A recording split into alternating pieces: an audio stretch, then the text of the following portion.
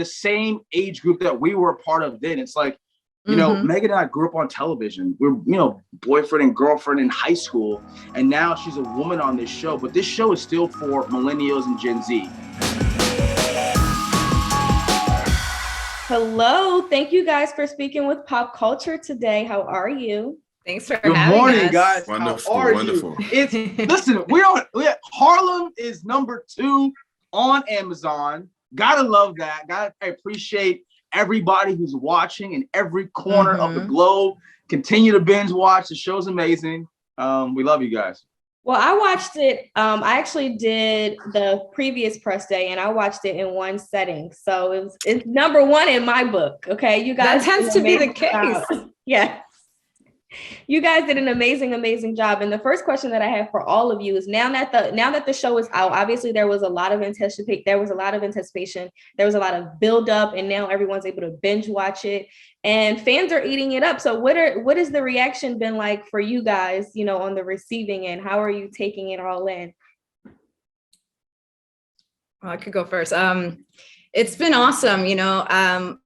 I'm a lesbian in real life, and I've seen all the love and outpour from the lesbian community. Like, there's literally forums dissecting Ty's relationships, Isabella and Quinn's relationships, and you know, people are just really into it, and they just love that there's multiple LGBTQ storylines in the show, which is very refreshing and something that hasn't been seen in many other shows at all. And so I've been getting a lot of love from that end, and just also people, you know, I've been reached out by Dominicans. I'm Dominican, just like they're just so proud that I'm representing on camera and playing this kind of character that's kind of like a powerhouse and not playing a stereotypical Latina on TV. And yeah, it's just been a lot of love from all around. And it's this kind of show that like my friends and my peers would tune into, and all of them have watched it, and they're just super excited, and they're like, I am so glad that you are like now on one of my favorite TV shows, you know. So it's been awesome. Yeah, same here. I mean, for me, I think one of the things I appreciate about the role and the relationship that we get to have on screen, Megan and I, is that, you know, it's kind of an inversion of the expectation of the man and the woman's relationship, where the guy is the one who's sort of out there in the world and the woman is propping him up. And in our relationship, it's Megan. Megan is the lead. It's her character, it's her storyline. And Jameson is the one who's there. And he has his professional life going on as well, but it's really about me kind of being there to bolster and support Megan and her character. And so to have people come up to me in the street and be like, yo, the way you are treating Megan in the show is the way I want to be treated in my life. Is a pretty cool moment to be a part of that. And last response to your question about what do you want for the show? Make them wait. Make them wait. Listen, I think we should just go ahead and greenlight season 2 through 7 just right now. Just go in production. Just make all the shows in a row, since everyone's already addicted to the show. Just make them wait, and then that way, I don't want to hear next year, same time, oh, I watched season 2 in 4 hours, 5 hours. Now I'm asking everybody, I don't want the same conversation next year. Listen, we went in production, we shot just endless amounts of episodes, give the people what they want, and then say, hey, this is, you know, Harlem for president. Well, listen, the people are really, we're yearning for more over here, okay? The cast is amazing. You guys have done an amazing job. Obviously in your respective roles, and you know, Robert, for you, you know, for your fans who've been rocking with you since the 90s, everyone's so excited that there was a Cousin Skeeter reunion with you and Megan. So how was that reunion like, especially in a different dynamic? You guys are all grown up now. Yo, it's crazy that we're grown up. Like, I know that it's crazy that part we're of this show up. is like for the same age group that we were a part of then. It's like, you know, Megan and I grew up on television. We're, you know, boyfriend and girlfriend in high school. And now she's a woman on this show. But this show is still for millennials and Gen Z. Like, everyone who's our age group is watching this show and appreciates and loves it. But dating in the 21st century is so difficult. And people are trying to figure out who they are, who they relate to. Swipe life technology is a big component of the 21st century, and all that's highlighted on this show. So I'm just excited for like the new kids who are all like coming out in college, 20-year-olds, even the teenagers being like, how do I date in the 21st century? And this show sort of has that entertainment popcorn factor of, yep, that's exactly how it went for me too.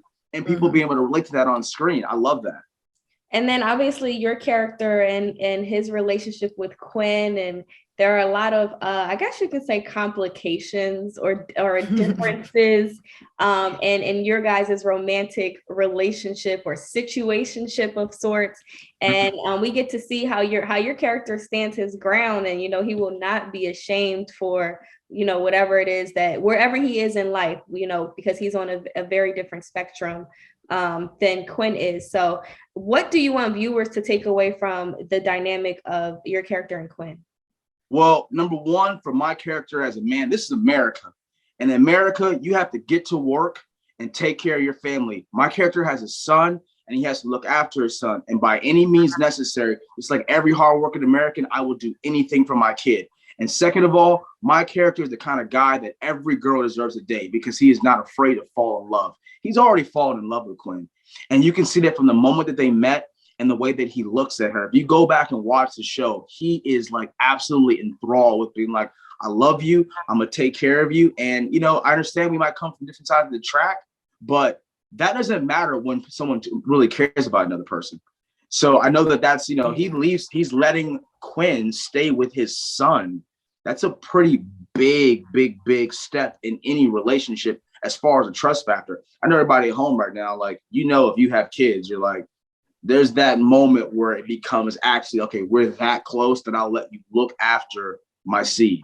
And he's got that going for him. And I love Shawn's character for that. And, you know, we're going to see more from Shawn. You know, he's really to put it, he puts her on the spot, actually. You know, he'll talk to her face to face and say, listen, don't try and discredit, you know, who I am as a person and our relationship because you have friends who are, you know, white collar. And then transitioning into the character of Jameson, you already mentioned that, you know, women have been coming up to you and basically just fawning over the way that you treat Megan's character, Camille. What are you hoping that women get out of this to say, you know, like, this is the way that I should be treated? Yeah, I mean, exactly what you just said, having standards and adhering to those standards and knowing your value, knowing your worth, and, you know, taking full claim of your power and your beauty and your presence and all of that, and demanding that your partner give you that and that you share it with your partner. Yeah, it's great to be in a moment where Jameson has his professional career, Camille has her professional career. They're both trying to make it happen. But when it comes to their romantic relationship, it's about kind of lifting each other up as much as possible. We want to lift each other up. And then we have this beautiful representation of LGBTQ plus love with, as you obviously with Ty, but obviously with Isabella as well. And to see how the trajectory of her relationship with Quinn kind of, you know, runs through the end of the series. And I love the conversation that Quinn had with Ty, where she said that, you know, matters of the heart cannot be toyed with, especially in this specific situation. And I think that was a really good takeaway from this series. But what is your take on the place that Isabella has in Quinn's life? What does she represent for her? I think that Isabella is going to be a catalyst for Quinn.